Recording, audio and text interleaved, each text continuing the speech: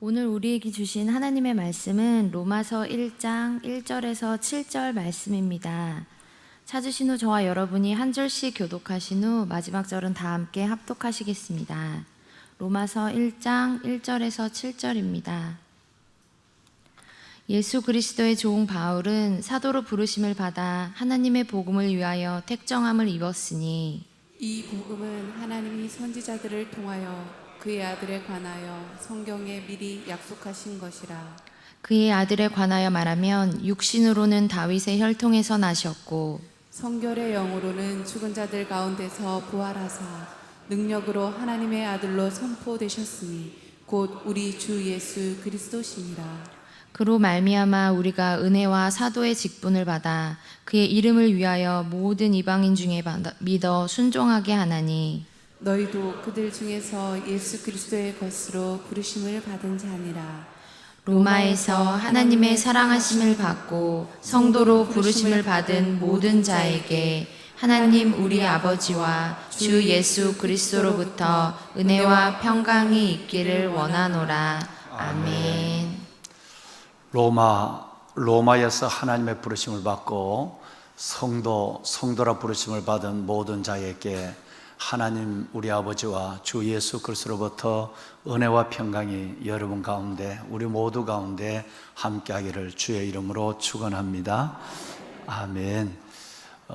여러분 오늘 이 시간 특별히 여러 가지 어려운 시국적인 또 기후적인 정말 고난이 이 민족 가운데 있지만 하나님 앞에 이 새벽 단잠을 깨워 주께서 주신 그 삶에 내 남은 인생의 첫날 그 새벽을 하나님께 드림으로 내 남은 인생 전체를 하나님께 올려드리는 중심으로 주 앞에 나와 때를 따라 돕는 은혜의 보좌 앞에서 예배를 드리는 보배로운 여러분 위에와 또 특별히 각 가정에서 여러 가지 어려운 거리 때문에 변함없이 베델의 재단을 쌓는 우리 장로님들과 우리 믿음의 집사님들 모든 흩어져 있는 하나님의 권속들 가운데 오늘 마지막 읽으신 7절 정말 하나님께서 택하시고 부르시고 하나님의 사랑받는 주의 백성으로 세워서 하나님 아버지와 예수 그리스도로 말미암아 은혜와 평강을 주시길 원하는 그 하늘 은혜와 평강이 가득하시기를 더 나아가서는 기도 응답이 더해지시기를 주님의 이름으로 축원합니다. 아멘. 여러분 정말 많은 비가 오늘까지 예고되어 있습니다. 서울에는 어제는 그다지 비가 내리지 않았습니다만은 강원 지방과 충청 지방에는 굉장한 많은 비들이 내린 것 같습니다. 많은 피해도 있고요. 많은 또 소중한 우리의 이웃들의 생명도 잃어버리게 되는 큰 슬픔을 가지고 있습니다. 어제 새벽 여러분과 제가 함께 기도했지만 코로나 상황, 경제적 상황, 여러 가지 어려운 시국적인 힘든 일들이 참 많은데 홍수까지 예고치 않는 이 장마의 큰 비까지 재난을 만나면 정말 어렵습니다. 하나님께서 이 민족을 긍휼히 여겨주시고 무엇보다 기도하시는 저와 여러분들의 기도를 들어주어서 이 민족에 더 큰 어려움이 없도록 하나님이 보호하사 우리나라를 지켜주실 수 있도록 이 새벽 기도에 특별한 은사를 가진 여러분들이 기도해 주시기를 바랍니다. 우리의 기도가 어려운 시국을 이겨내고 민족을 살려낼 줄로 믿습니다. 꼭 오늘 기도해 주시기를 바라고요. 우리가 로마서 1장 1절 이하에서 7절을 우리가 지금 세 번째 이 말씀을 3일째 이 말씀을 나누게 됩니다만은 로마서 1장 1절에서 7절을 왜 그렇게 세 번씩이나 말씀을 함께 나눌까? 물론 첫 번째 시간은 로마서 전체의 개관이었기 때문에 그 시간에 많은 시간을 함께 나누지 못했습니다만은 로마서 1장 1절에서 7절에는 중요한 세 가지가 들어있기 때문입니다. 하나는 첫째는 뭐냐 하면 바로 복음이 무엇인가에 대한 복음의 일들이 들어있습니다. 로마서 전체의 주제기도 하고 하나님께서 우리에게 주시는 가장 큰 선물이기도 하죠. 그래서 복음에 대한 부분이 1절부터 등장합니다. 그래서 복음에 대한 문제를 여러분과 깊이 이해하지 않으려고는 로마서는 하나의 교양서적, 신앙서적에 불과한 것이고 이건 별 의미가 없습니다. 그래서 지금 이 세 번째 시간 복음을 붙잡고 시작하려고 이 세 번째 시간 말씀을 드리는데 염려는 좀 됐습니다. 왜냐하면 그저께도 그렇고 어제도 그렇고 큰 비가 온다 그래서 제가 몇 번 우리 교구 목사님들에게 연락을 할까, 새벽 예배는 가능한 큰 비가 올 때는 나오시지 않았으면 좋겠다. 그래도 로마서는 쭉 진행되더라도 우리 권사님들은 좀 어려우시겠지만 우리 인터넷으로 나중에 보시더라도 담임 목사와 사역자들은 뭐 예배를 드리니까 여러분들은 좀 큰 비 가운데 혹시 얼음이 있을까 싶어서 한 2, 3일 예고된 날 오늘까지죠. 수요일까지는 좀 성전에 나오지 않으시고 가정에서 예배를 드리면 어떨까 그 고민도 했는데 참 놀라운 것은 여러분 지금 보시는 것처럼 큰 비 예고가 있고 나라가 어려울수록 하나님의 택하신 기도의 사람들은 새벽을 더 많이 깨운다고 하는 게 저의 생각과 달랐어요. 그래서 그냥 제가 전화를 몇 번 휴대폰을 들었다가 그냥 두었어요. 그래서 여러분들과 함께 이 새벽에 이 로마서 1장 1절에서 7절에 어떤 면에서 보면 로마서를 여는 대문과 같은 것인데 이 부분을 우리가 온라인, 오프라인 함께 이 말씀을 나눌 수 있어서 얼마나 감사한지 알 수가 없습니다. 여러분, 이 말씀이 여러분 속에 들려서 지나가는 진리가 아니라 여러분 믿음을 다시 세우는 그런 진리의 말씀이 되기를 소망합니다. 아멘. 로마 1절에서 7절까지는 세 가지가 나와 있습니다. 제일 먼저는 바로 복음이 무엇이냐라고 하는 것이고요. 그 다음에 이제 앞으로 이건 계속 나올 것입니다만은 일단 대문을 열어놨어요. 복음에 대한 대문을. 그 다음에 두 번째는 사도 바울과 우리는 어떤 존재냐라고 하는 거예요. 정말 이 편지를 쓰는 사도가 누군지, 또 이 편지를 받는 우리가 누군지를 알지 못하면 이 편지는 나와 관계없는 기록된 역사, 기록된 성경, 이거에 불과하니까 가장 중요한 것이 나옵니다. 1절과 2절은 사도가 누구냐, 그 다음에 6절과 7절은 여러분 바로 예수, 우리가 누구냐 하는 부분에 대해서 성경은 분명히 말씀하고 있죠. 이 두 번째 사건은 매우 중요하죠. 내가 누군지 알아야 내가 정체성을 가질 수 있고 복음적 가치관을 가질 수 있는 사람이기 때문에 사도가 누구냐, 편지를 쓰는 분이, 또 편지를 받는 분이 우리가 누구냐라는 것은 1절, 2절 그리고 6절, 7절에 나와 있습니다. 그리고 여러분 세 번째가 바로 은혜와, 오늘 담임 목사가 여러분을 축복한 은혜와 평강에 대한 부분이 나오고 있죠. 늘 인사로 계속되는 반복되는 인사의 구절이기도 하지만 이건 그렇게 중요하니까 우리가 어떤 상황 속에 있고 우리의 형편이 어떤 입장에 놓여 있다 할지라도 위로부터 주시는 하나님의 은혜라는 선물, 또 하나는 평강의 선물이 우리에게 오면 이것이 바로 우리가 하나님의 자녀됨의 삶을 살아가는 것을 스스로 경험하고 증거하는 일이 돼요. 저래도 저 은혜로 이기는구나, 은혜로 사는구나. 또 저렇게 해도 하나님이 우리가 정말 모르는 뭔가 그 가슴 속에 평안이 있는 것 같아 라고 하는 것을 여러분 우리가 갖는 거예요.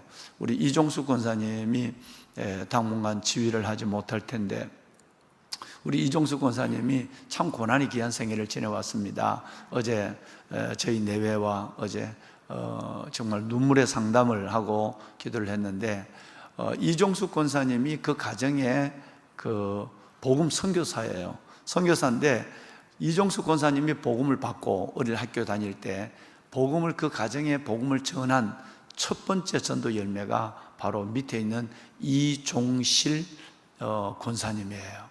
지금은 뭐 부천 쪽에서 32년 동안 한교에서 성가주의를 해요. 그래서 참 이종수 권사님의 복음 전도의 첫 열매가 그 동생이에요. 이제 원래 나이가 62인가 60인가 그런 것 같은데 이종실 권사님인데 그래서 몸에 이상이 있어도 그냥 쭉 그냥 그러려니 하고 계셨어요. 나중에 알고 보니까 폐암으로 말기에 왔어서 이제 곧 이제 뭐 발병되자마자 또 이 폐암은 급속하게 진행되는 것이라서 최소한 그래도 서너 달은 사실 수 있는데, 발병된 지 불과 이제 한두 주밖에 되지 않았는데 곧 이제 여러 가지 어려운 생명의 그 주의 부르심의 시간이 다가오고 있는 것 같아요.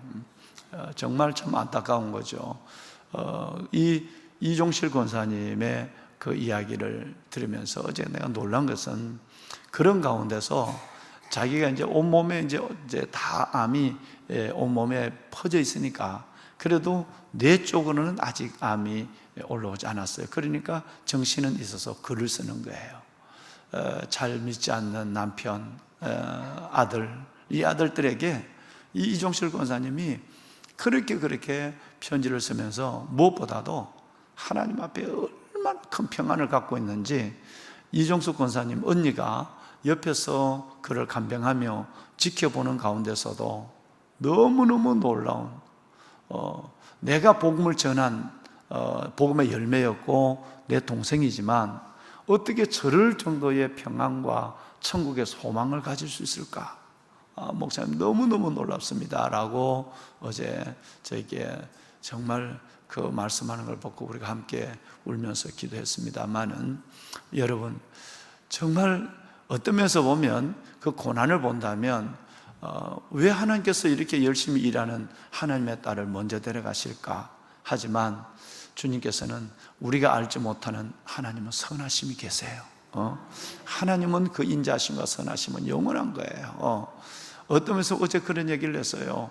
만약에 우리의 모든 인생이 이 땅에 시작한 순서대로 권사님과 우리가 먼저 하늘나라 가고 동생이 먼저 있다면, 저 아름다운 동생이 언니의 품에 또 그리고 그 많은 사람들의 영혼을 깨우고 그렇게 갈 수 있을까? 언니가 먼저 가고 우리가 먼저 가고 그 다음에 남아서 혼자서 그 남편과 그 아이들, 그리고 여러분 그 환경에서 혼자서 살면서 앞으로 10년을 더 살든 20년을 더 살든 간다면, 지금은 이별하는 게 이렇게 슬프지만 내게 복음을 전한 언니, 그리고 그 남편과 아들들 영혼을 다 살아있을 때 언니의 가정에서 깨워주고, 그리고 모든 복음에 전도할 사람을 다 전도하고 이렇게 갈 수 있을까? 순서대로 간다면 이 행복, 이 은혜는 기대할 수 없는 거예요.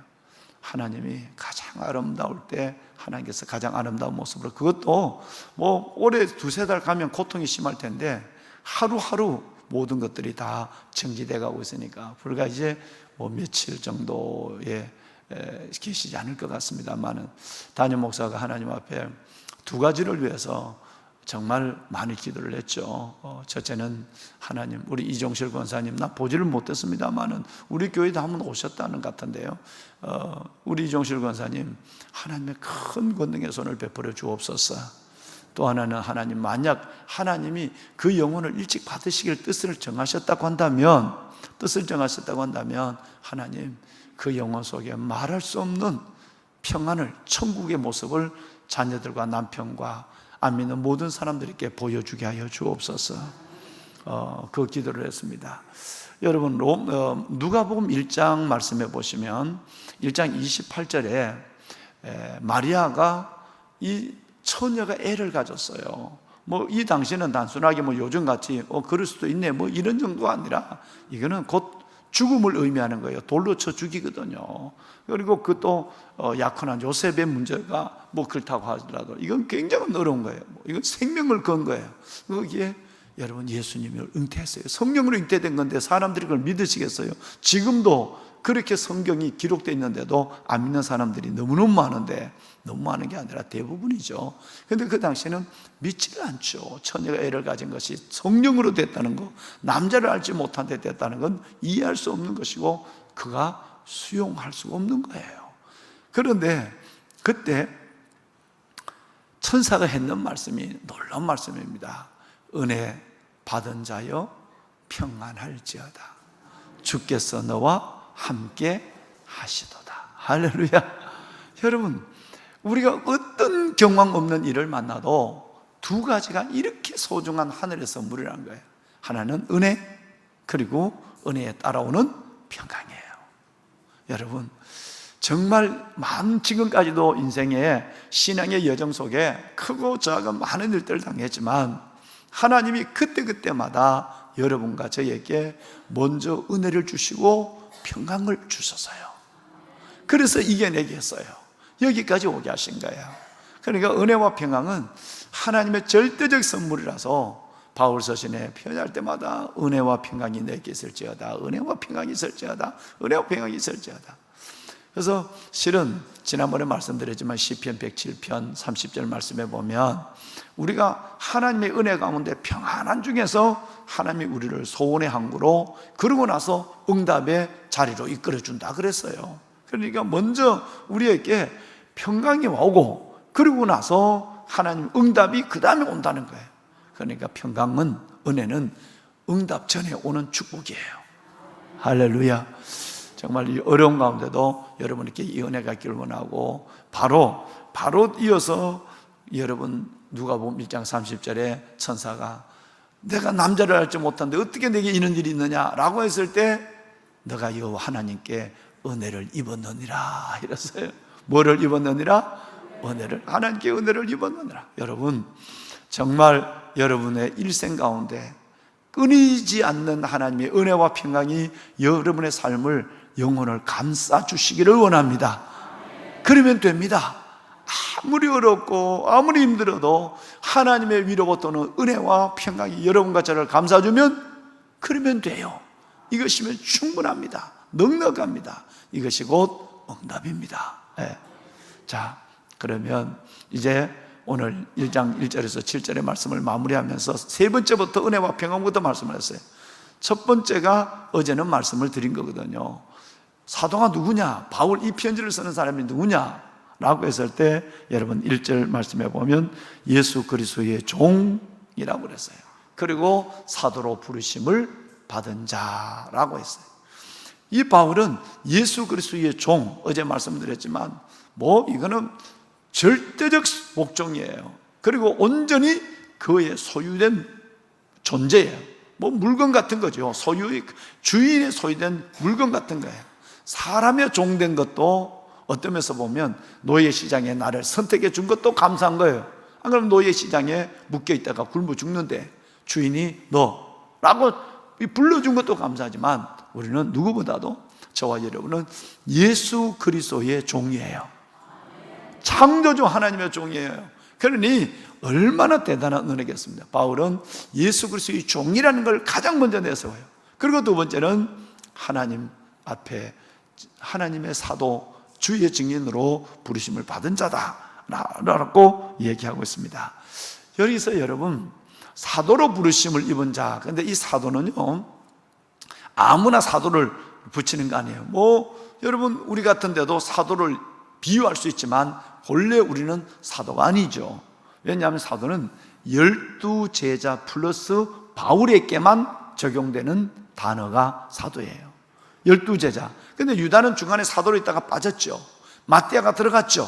그러니까 유다가 빠지고 마띠아를 포함한 12제자 플러스 한 사람, 그것이 바로 바울이에요. 바울에게만 붙인 이름이에요. 그런데 예외적인 사람이 딱 한 사람이 있습니다. 이것은 늘 온유한 마음으로, 겸손한 마음으로 남을 위로해주고 세워주는, 그러니까 우리 교구장님이나 목양사역자 같은 역할을 하시는 분들, 이런 분들을 가리키는 딱 한 사람이에요. 바나바예요. 여러분, 자, 다시 한번 잘 들어요. 성경을 보시면 사도란 이름이 나올 때 이거는 예수님의 직접 가르침을 보고 진리를 받았던 12제자, 유다는 빠지고 마띠아가 들어가요. 12제자와 바울에게만 해당되는 단어예요.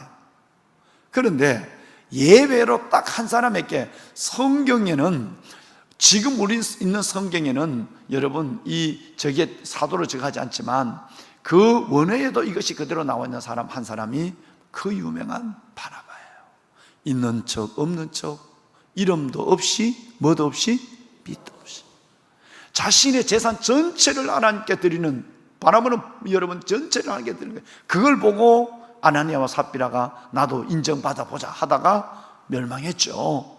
그리고 바울을 아무도 만나주지 않는 바울을 역사의 무대 속에 세워서 가장 위대한 사도로 쓰임을 받을 수 있도록 하나님의 방법이 된 사람, 스승이 된 사람, 인도자가 된 사람, 안위자가 된 사람, 권위자가 된 사람이 바로 바나바예요. 이분에게는 하나님이 사도라는 이름을 붙여줘요. 자, 볼까요? 사도행전 이 두 번 나와요. 사도행전 14장 4절에 보면 이렇게 나옵니다. 사도행전 14장 4절 방송실. 그 시내에 무리가 나뉘어 유대인을 따르는 자도 있고 두 사도를 따르는 자도 있는지라 그랬어요. 그죠? 여기서 두 사도란 말이 나와요. 누구냐면 바울과 바나바예요. 그럼 바나바에게 예외로 사도란 이름을 주는 거예요. 14절 볼까요? 14절. 두 사도란 이름이 또 두 사도 바나바와 바울 이름이 나와요. 놀랍지 않습니까? 그죠? 여러분, 그래서 바울은 이 사도라는 것을 매우, 하나님의 사도라는 걸 매우 긍지게 생각하는 거예요. 자, 그 다음에 여러분, 우리는 누구냐라고 하는 부분인데, 자, 여러분 내려와 볼까요? 6절 말씀에 보면 예수 그리스도의 것 그랬어요. 그렇죠? 6절에 예수 그리스도의 것, 우리의 존재는 아까 지금까지는 바울이 누구냐는 것이고, 이제 우리는 저와 여러분이 누구냐? 우리는 예수 그리스도를 믿는 순간에 예수 그리스도의 것이 됩니다. 할렐루야. 주의 소유가 된단 말이에요. 얼마나 놀랍습니까? 늘 얘기하자면 대통령이 쓰던 펜 하나, 이거 하나만 해도 되고, 대통령이 만지지도 않았는데 봉황이 걸려있는 시계 차고 자랑하는 사람을 내가 몇 명 만났어요. 여러분, 그 대통령이 직접 준 것도 있고 주지 않은 것도 있는데, 여러분 그거 하나 시계 찬 것 때문에 시계를 손 이래 들고 다니잖아요. 그런 분도 있어요.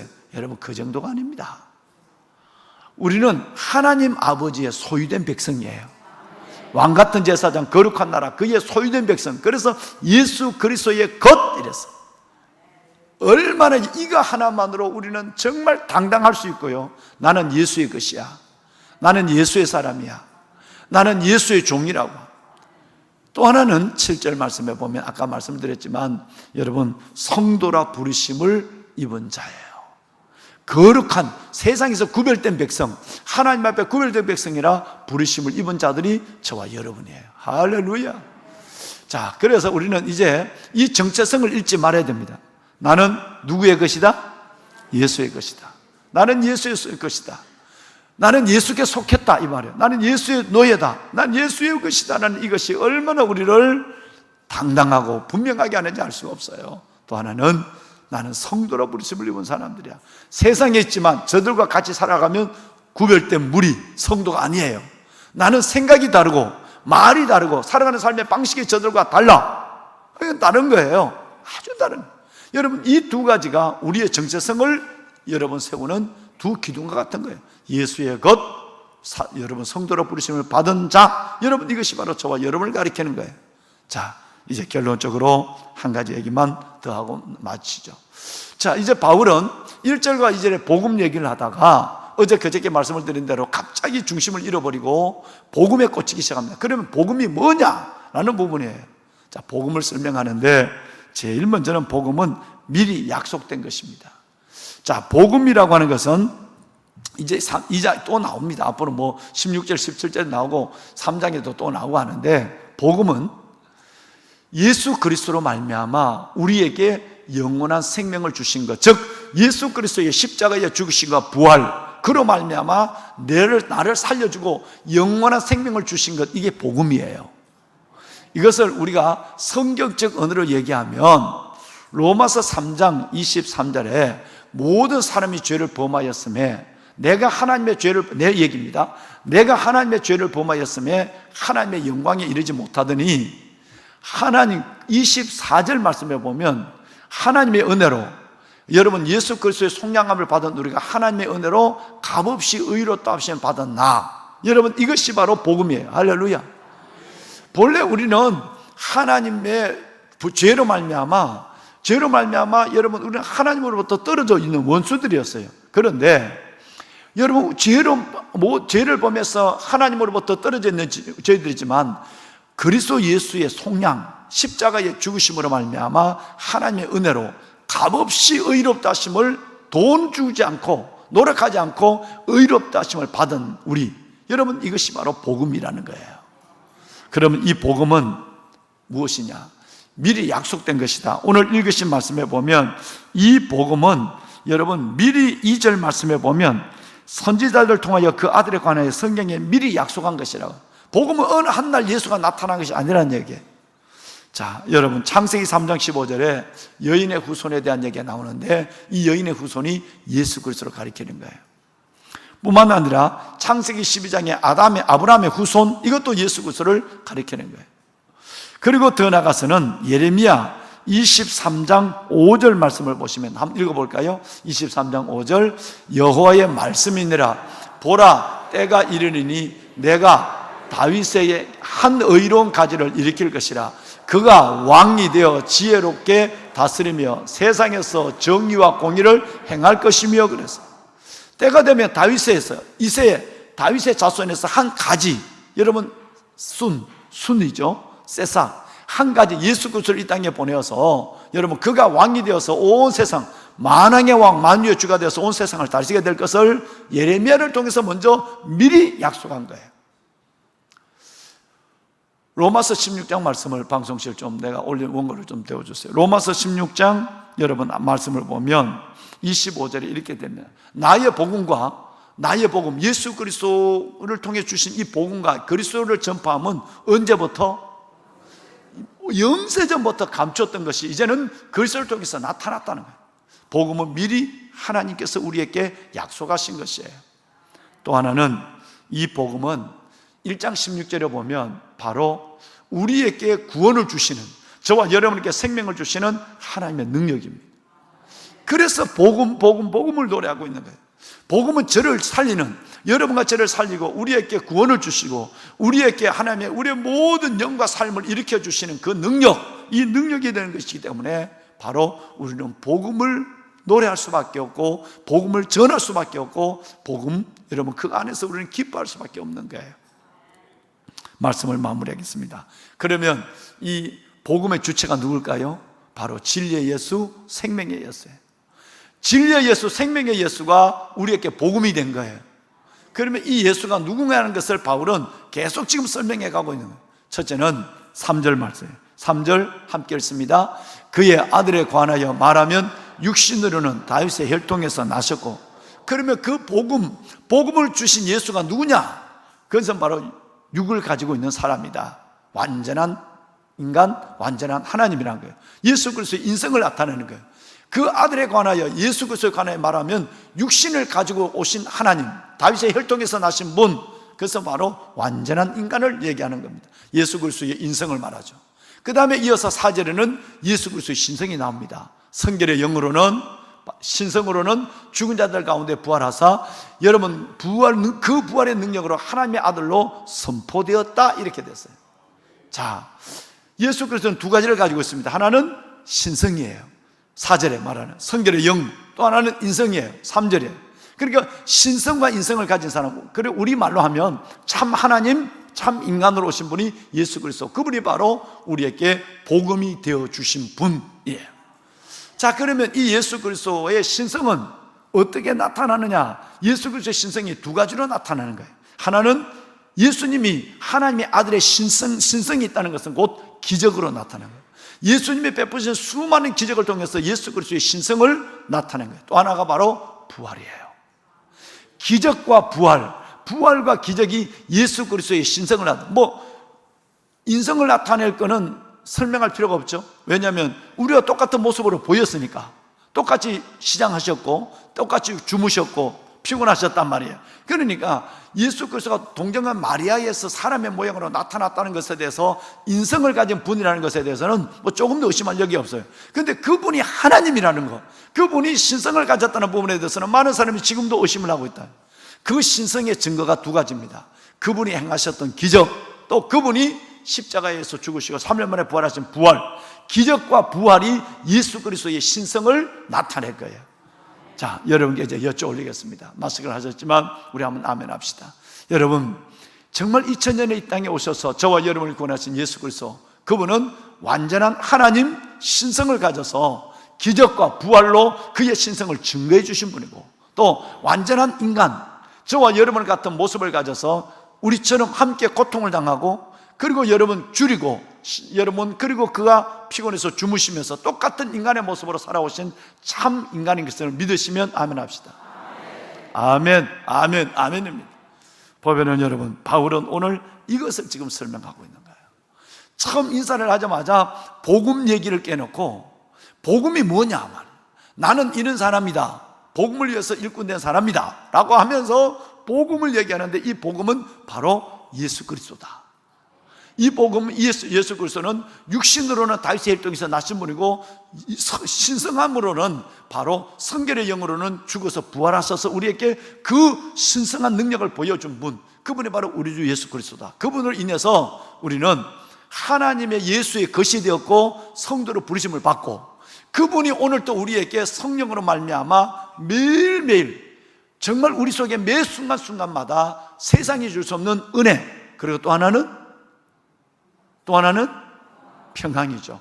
그분은 끝없이 우리에게 예수 그리스도 죽으시고 보란 건 끝난 것이 아니라 그분이 우리에게 성령으로 말미암아 끝없는 은혜와 평강을 주시는 분이다.